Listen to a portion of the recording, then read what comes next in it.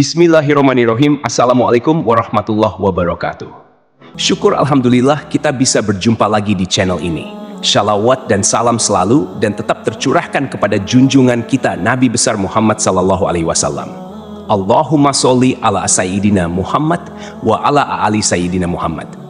Harapan dan doa saya semoga saudaraku semuanya selalu diberikan kesehatan, dilapangkan rezekinya, diampuni dosa-dosanya dan dipanjangkan umurnya. Amin ya robbal alamin. Sahabat beriman yang dirahmati Allah, selama ini kita mungkin berpendapat orang yang meninggal itu tidak akan merasakan sakit ketika jasadnya dimandikan. Padahal saat dimandikan tersebut, mayat tersebut menjerit. Diceritakan oleh Aisyah, ketika itu ia tengah menunggu suaminya, Rasulullah Shallallahu Alaihi Wasallam, kembali ke rumahnya. Ia mengucapkan salam dan kemudian berdiri untuk menyambut sang Nabi kecintaan Allah tersebut. Duduklah di tempatnya, tidak usah berdiri wahai Ummul Mukminin. Begitu ucap Rasulullah Shallallahu Alaihi Wasallam. Rasulullah Shallallahu Alaihi Wasallam kemudian turut duduk bersama Aisyah dan kemudian meletakkan kepalanya di pangkuan istrinya tersebut. Aisyah lantas mencari uban pada jenggot Rasulullah dan menemukan 19 helai rambut yang sudah memutih. Aisyah kemudian berpikir dalam hatinya, sesungguhnya baginda akan meninggalkan dunia ini sebelum aku, sehingga aku akan menjadi umat yang ditinggalkan oleh nabinya. Maka ia pun menangis, sehingga mengalir air matanya jatuh menitis pada wajah baginda. Rasulullah sadar terkena tetesan air mata istrinya. Rasulullah pun kemudian terbangun dari tidurnya. Wahai Ummul Mukminin, apa yang membuatmu menangis? Tutur Rasulullah. Aisyah kemudian menceritakan apa yang ia rasakan setelah melihat uban Rasulullah Shallallahu Alaihi Wasallam. Tahukah kamu kondisi apakah yang paling menyusahkan bagi si mayit? Kata Rasulullah Shallallahu Alaihi Wasallam. Tidak ada kondisi yang paling menyusahkan atas diri mayit selain saat keluar dari rumahnya. Anak-anak yang ditinggalkan berada di belakangnya dan menangisinya, kata Rasulullah.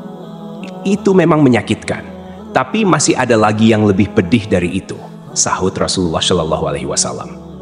Tidak ada kondisi yang lebih berat atas diri mayit selain saat dia dimasukkan dalam liang lahat dan dikubur di bawah tanah. Para keluarga, anak, dan istrinya meninggalkannya pulang. Setelah itu datanglah malaikat munkar dan nakir dalam kuburnya, ujar Aisyah. Baginda kemudian tersenyum simpul mendengar jawaban istrinya ini.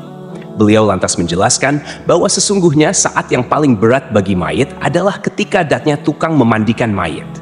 Pemandi jenazah biasanya akan melepaskan cincin yang dipakai si mayit, melepaskan pakaiannya, kemudian memandikannya. Saat itu, roh akan menjerit keras dan suaranya dapat didengar oleh seluruh makhluk kecuali jin dan manusia. Apa yang diserukan oleh roh itu, ya Rasulullah? Tanya Aisyah. Hai tukang memandikan, demi Allah, aku memohon kepadamu agar engkau mencopot pakaianku dengan pelan-pelan, karena sesungguhnya saat ini aku sedang istirahat dari sakitnya pencabutan nyawa dari malaikat maut. Begitu ungkap Rasulullah Shallallahu Alaihi Wasallam. Aisyah kemudian semakin penasaran. Lalu apa yang diserukan lagi oleh roh? Tukang memandikan, demi Allah, jangan engkau tuangkan air panas. Jangan engkau pun akan air panas dan jangan pula air dingin. Sesungguhnya jasadku telah terbakar karena dicabutnya nyawaku, jawab Rasulullah. Lalu ketika dimandikan, apa yang diserukan oleh roh itu? Tanya Aisyah lagi. Dan ketika dimandikan, roh itu berkata, demi Allah, hai tukang memandikan, janganlah engkau pegang diriku terlalu kuat. Sesungguhnya jasadku masih terluka karena keluarnya nyawa. Tutur Rasulullah Shallallahu Alaihi Wasallam. Sahabat beriman yang dirahmati Allah, itulah sakit yang dirasakan oleh mayit.